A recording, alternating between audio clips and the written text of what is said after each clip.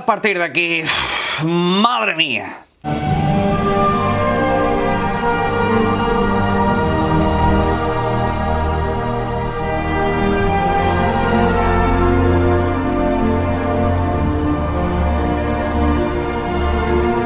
Buenas y pónganse cómodos porque el vídeo de hoy se viene mucho más caliente de lo habitual.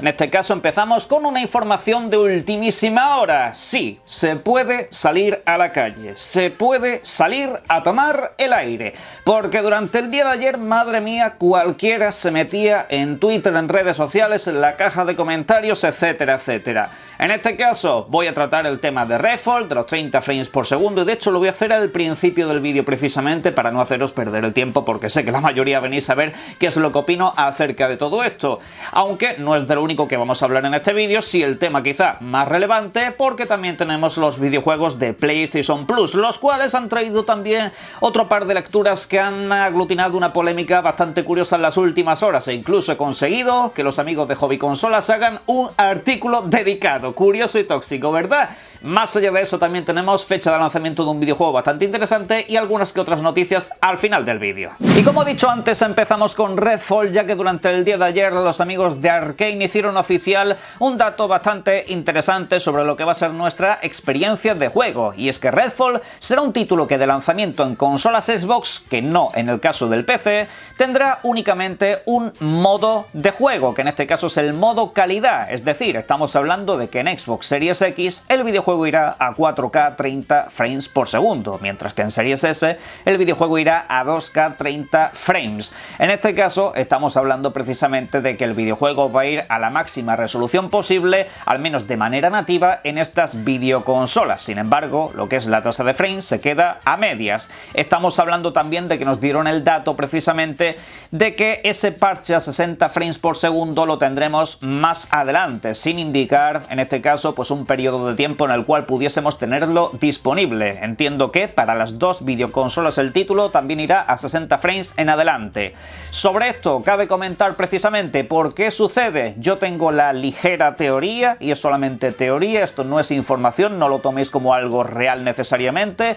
de que todo esto se debe a la conexión permanente, y tengo también la sensación de que cuando llegue el parche que quita la conexión permanente en el videojuego va a llegar ese parche de los 60 frames por segundo, pero como digo, solamente es teoría, porque por supuesto la nueva generación de consolas al fin y al cabo nos está ofreciendo títulos que tienen bastantes dificultades para llegar a esas tasas de frames. Estamos hablando precisamente de que sí, muchos videojuegos intergeneracionales te ofrecen opciones de 60 frames 4K, pero los títulos exclusivamente de nueva generación están teniendo muchos problemas. Veas el caso de Gotham Knights, veas el caso incluso de ese A Plague Tale Requiem, y algunos títulos cuya versión de nueva generación apenas aguantan esos 50 frames o 40 por segundo. Pero bueno, sobre esto quiero dejaros mis opiniones. La verdad que no entiendo muy bien por qué Arkane ha tomado esta decisión, porque sí, esto son cosas que se definen a lo largo del desarrollo de un videojuego, pero particularmente en este caso me estás diciendo que vas a lanzar a posteriori un parche de 60 frames por segundo.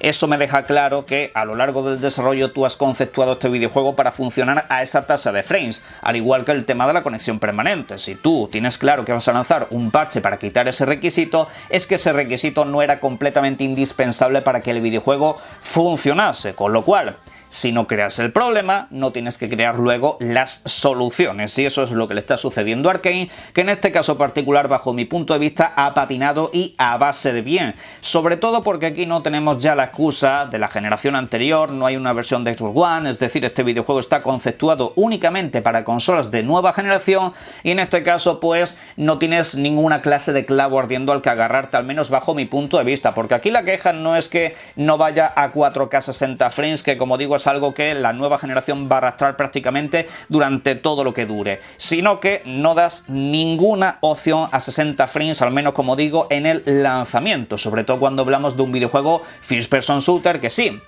Por supuesto, va a tener mucha exigencia en ciertos aspectos, mundo abierto, todo lo que tú quieras, tema cooperativo, pero que al fin y al cabo no es que, os digo yo, un Starfield. Por ejemplo, si a mí me dicen mañana que Starfield va a 30 frames por segundo, no me voy a escandalizar, porque es un videojuego con tal cantidad de contenido que si se mantiene a 30 frames por segundo, yo desde luego doy palmas con las orejas en ese caso, sobre todo teniendo en cuenta que es que no va a existir un videojuego en consola que aglutine tal cantidad de cosas. Pero en el caso de Redfall no estamos hablando de Starfield, no estamos hablando de un juego de esas magnitudes, al menos que yo sepa. Vamos, igual Arkane me sorprende y tenemos mundos abiertos aquí a escalas estratosféricas, pero creo que no es el caso, ¿de acuerdo? Así que bajo mi punto de vista, esto es una cagada de Arkane, esto no creo que sea algo discutible ni que vaya a tapar de ninguna de las maneras. Ahora eso sí, lo que también os voy a decir que a Redfall lo voy a jugar tanto como me llamosemos, no va a ser un videojuego como me estaban diciendo algunos durante el día de ayer que le hiciese boicot por esto.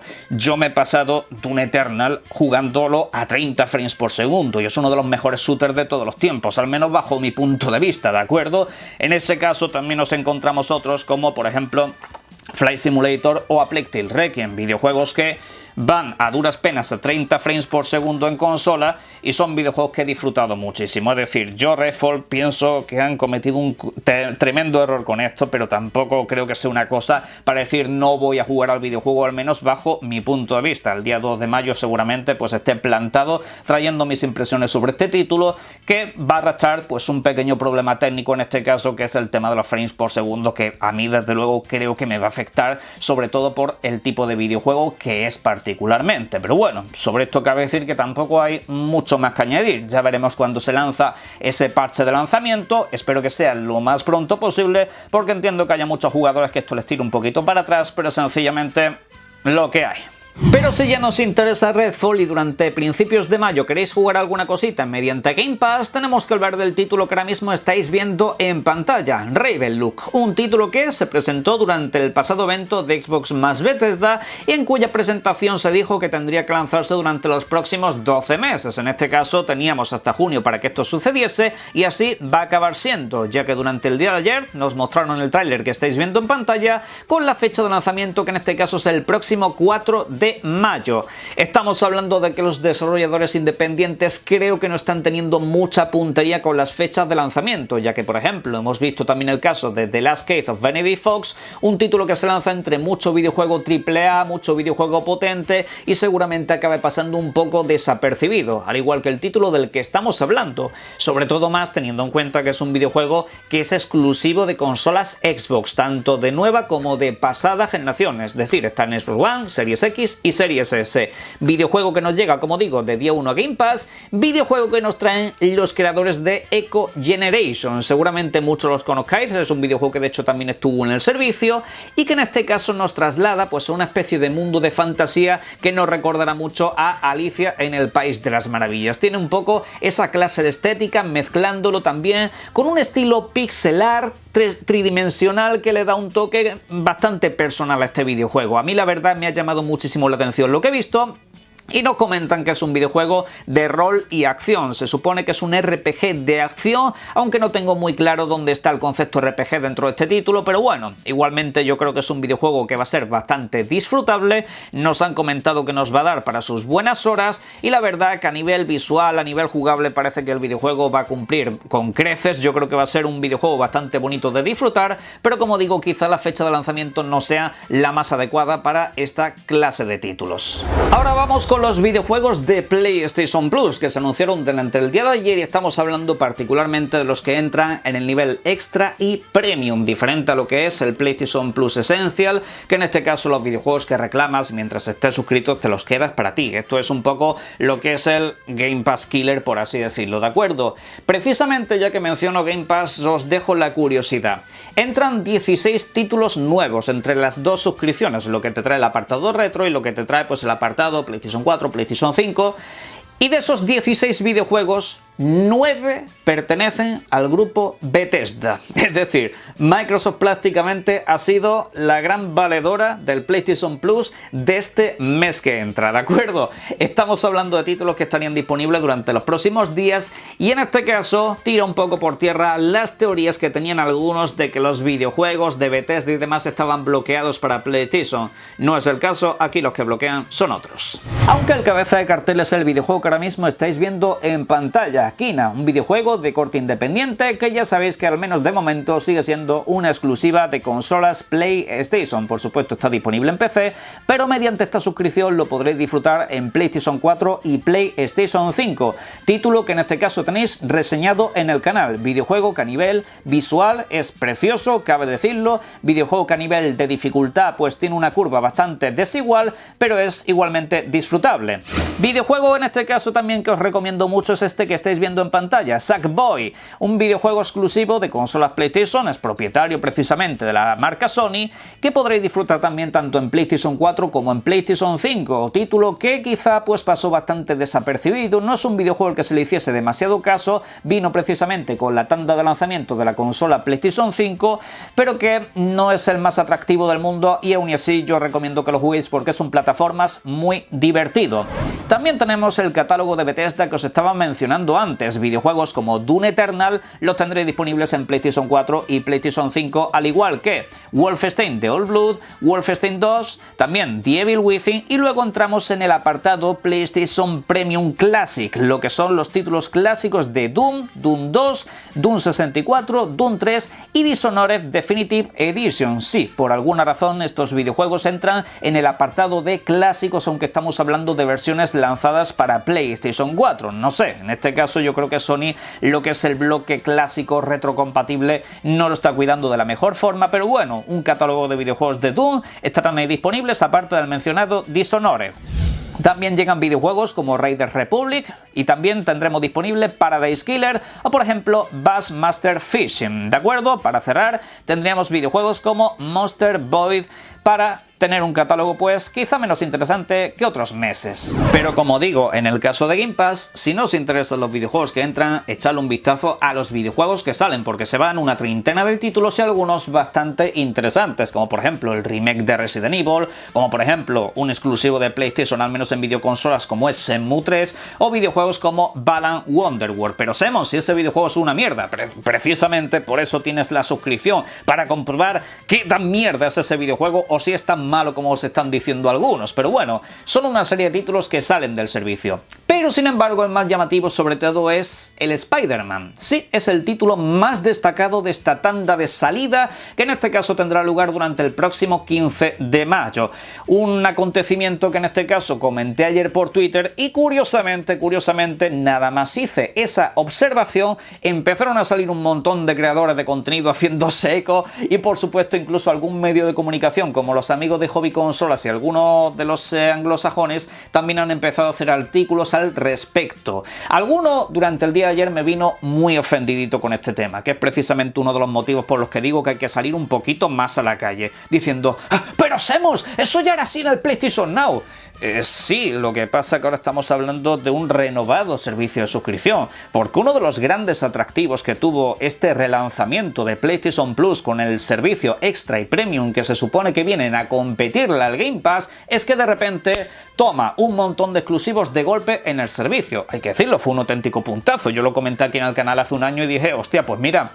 como atractivo para el que no haya tenido una PlayStation está bastante bien, te meten ahí un montón de exclusivos de golpe. Pero claro, la duda estaba en si esos videojuegos exclusivos aquí iban a seguir adelante, si iban a permanecer dentro del servicio. Parece ser que no es el caso, al menos según lo que estamos viendo aquí en el Spider-Man. Parece ser que va a seguirse la tónica que ya había en el PlayStation Now, donde videojuegos como por ejemplo The Last of Us 2 duró 3 meses. Creo que entró alrededor de un mes de octubre y salió en enero o algo así. No me hagáis tampoco mucho caso, sé que duró muy poquito. Irá por supuesto según qué videojuego, habrá algunos algunos que estén un año, habrá algunos que estén 3 años, creo que de hecho Bloodborne lleva ahí como una eternidad, pero luego hay otra serie de títulos que duran bastante poquito, y eso por supuesto habrá que verlo caso por caso. Pero en resumidas cuentas, que